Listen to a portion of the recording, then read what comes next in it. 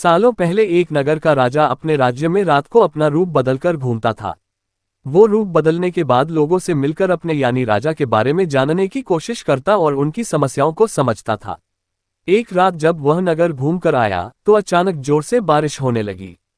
उसने देर किए बिना एक गरीब के घर का दरवाजा खटखटाया। राजा के दरवाजा खटखटाने के बाद घर से एक व्यक्ति निकला। वह एक गरीब किसान था जो अपनी पत्नी और बच्चों के साथ रहता था।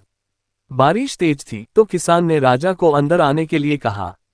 राजा ने घर में जाने के बाद पूछा, क्या आप मुझे कुछ खिला सकते हैं? मुझे बहुत तेज भूख लगी है। वो गरीब किसान और उसका परिवार 3 दिनों से भूखा था और उसके घर में एक भी दाना अन्न का नहीं था।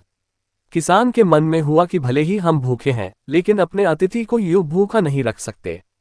अब किसान ये सोचकर बेचैन हो गया कि अपने अतिथि का पेट कैसे भरा जाए। तभी उसने घर के सामने वाली दुकान से चावल चुराने की तरकीब सोची। उसने सिर्फ अतिथि के लिए ही 2 मुट्ठी चावल लिया और उसे पकाकर राजा को खिला दिया। तब तक बारिश रुक गई थी और राजा अपने घर चला गया। दूसरे दिन दुकान का मालिक अनाज की चोरी की शिकायत लेकर राजा के पास पहुंचा। राजा ने दुकान के मालिक और उस गरीब किसान को अपनी सभा में प्रस्तुत होने का आदेश दिया। सबसे पहले सभा में पहुंचे किसान ने राजा के सामने जाकर अपनी चोरी का इल्जाम कबूल कर लिया और बीती हुई रात की पूरी बात राजा को बता दी। किसान राजा से कहता है कि मैंने चोरी की, लेकिन मेरे परिवार ने उस अनाज का एक निवाला भी नहीं खाया। गरीब किसान की बातें सुनकर राजा बहुत दुखी हुआ और उसने किसान को बताया कि अतिथि के रूप में मैं स्वयं तुम्हारे घर आया था। इसके बाद राजा ने सभा में पहुंचे दुकानदार से पूछा कि क्या आपने अपने पड़ोसी को चोरी करते हुए देखा था? दुकानदार ने जवाब दिया कि हाँ, मैंने इसे रात में चोरी करते हुए देखा था।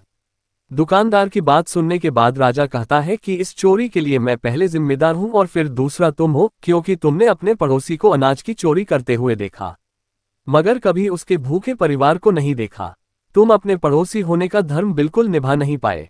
इतना कहने के बाद राजा ने दुकानदार को सभा से जाने के लिए कह दिया और किसान की अतिथि निष्ठा भाव को देखकर उसे 1000 सोने के सिक्के इनाम के रूप में दे दिया।